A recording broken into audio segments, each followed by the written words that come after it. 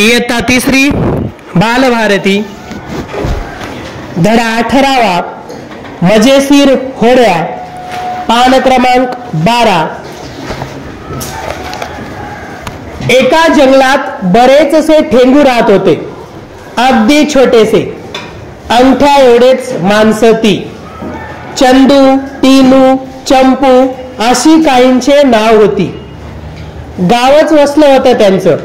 एकदा काय झालं, जंगलाची ती सगळी जागा कुणीतरी विकत घेतली, तिथं घर बांधायचं ठरलं। कामगारांसाठी तात्पुरती घर तयार झाली। मग ठेंगू, ससे, चिमण्या, उंदीर सगळ्यांनाच घाईघाईनं ती जागा सोडावी लागली। चिमण्या उडून दुसऱ्या जंगलात गेल्या, ससे थोड्या दूरच्या डोंगरावर गेले। उंदरांनी घर बांधून होईपर्यंत तिथेच लपून राहायचं ठरवलं, कारण त्यांना माहित होतं की कामगारांच्या घरात खायला मिळणारच आहे। ठेंगू पण एकत्र जमले। त्यांच्या नेत्यानं सांगितलं, आपण आपल्या नातेवाईकांकडे इच्छापूर्तीच्या रानात जाऊन राहू। मला जायचा रस्ता माहित आहे। एक डोंगर, एक नदी ओलांडली की येतं ते। तिथे खूप जागा, खूप झाडं, खूप खायला प्यायला आहे, तेथे राहू आपण। एका रात्री ते निघाले। रस्ता म्हटला तर जवळचा, पण ठेंगूंना लांबचाच की। चालून चालून ते नदीकाठी आले। मग आली पंचायत। नदी ओलांडायची होती, आता काय करायचं? त्यांना भेटला एक ससा। त्यांनी आपली अडचण सशाला सांगितली। ससा म्हणाला, इथे एक खूप चांगला दयाळू मुलगा आहे, बंडू नावाचा। तो त्या घरात राहतो। तो खूप हुशारही आहे, तो करेल मदत। मी एकदा सापळ्यात अडकलो होतो, तेव्हा त्यानंच मला बाहेर काढलं होतं। तुम्ही जाऊन त्याच्या त्या खिडकीवर टक टक करा, तो उठेल आणि करेल काहीतरी। चांदणं पडलं होतं। सगळ्यांना सशानं दाखवलेली घराची खिडकी दिसली। खिडकीला गज होते। ठेंगूंनी सशाचे आभार मानले आणि ते त्या घराकडे निघाले। घराबाहेरच्या सायलीच्या वेलीवरून चढून खिडकीच्या पट्टीवर ते उभे राहिले। बिछाण्यावर गाढ झोपलेला बंडू त्यांना दिसला। ठेंगू चंदूनं खिडकीवर टकटक केलं। बंडूनं कूस बदलली। चंदूनं पुन्हा टकटक केलं। बंडू पूर्ण जागा झाला। ठेंगूला खिडकीत पाहून तो इतका थक्क झाला की त्याला बोलायला सुचेना। मग उडी मारून तो खिडकीपाशी आला। अरे वा चिमुकल्यांनो, मला तुम्हाला कधीच बघायचंच होतं।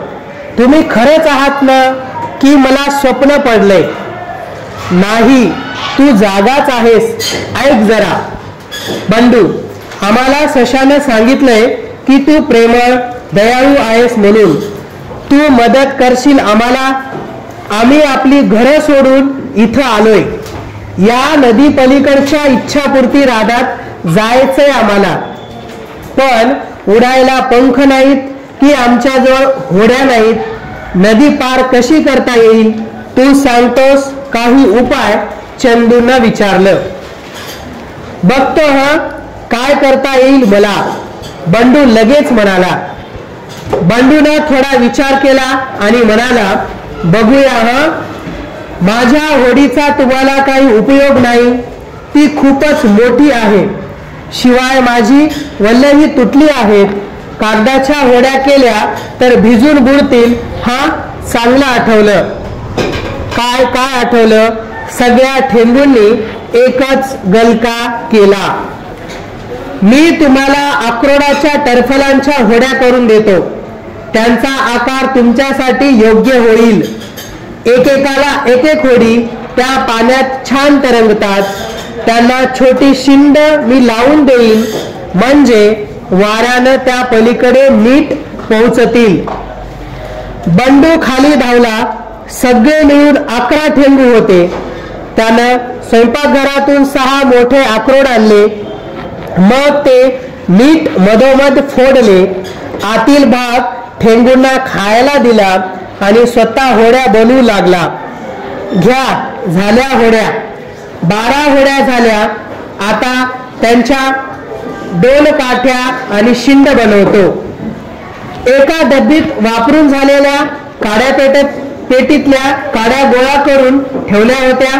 त्या काढल्या. कागदाची शिंड करून ती काड्यांना टाचणीने टोचली. गोदानं शिंड 2 काठीला म्हणजे आग काडीला घट्ट चिकटवली. होडी तयार झाली. ठेंगू थक्क होऊन आपल्या होड्या बनताना बघत होते. बंडून बघता बघता किती छान होड्या बनवल्या होत्या. त्याही 1-2 नव्हेत, चांगल्या 12. हुशारच होता तो. होडी कशी बनवायची ते कळल्यावर ठेंगूनेही मदत केलीच म्हणा.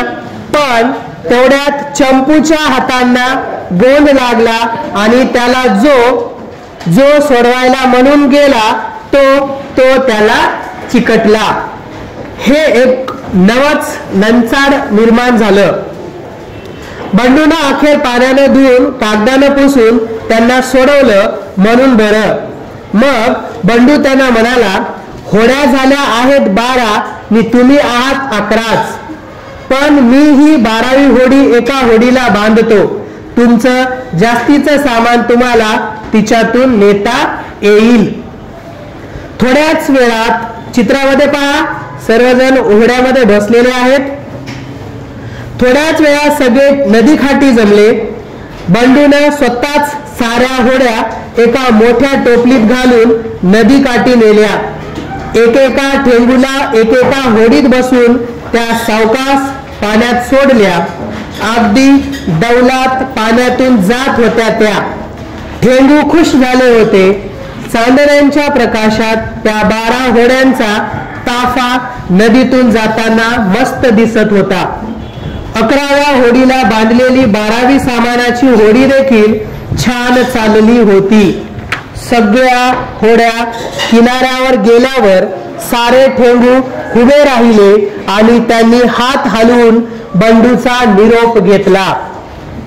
बंडूही नदी किनारी उभा राहून त्यांना हात हलवून निरोप देत होता. त्याला समाधान वाटत होतं. आता कधीतरी नदी पलीकडे जाऊन या ठेंगूंना भेटेल मी, बंडू स्वतःशीच म्हणाला. हे लेखन केलेलं आहे. लेखिका आहेत निर्मला मोने. शब्दार्थ आहे तिथे थक्क होणे, नवल वाटणे, आश्चर्यचकित होणे. शीड म्हणजे होडीवर वारा भरण्याकरिता केलेले कापडाचे साधन. 2 काठी, होडीवरील शिडाची काठी. लंचाड म्हणजे अडचण, संकट, घोटाळ्यात घालणारे काम. या धड्याचे तुम्ही वाचन करा.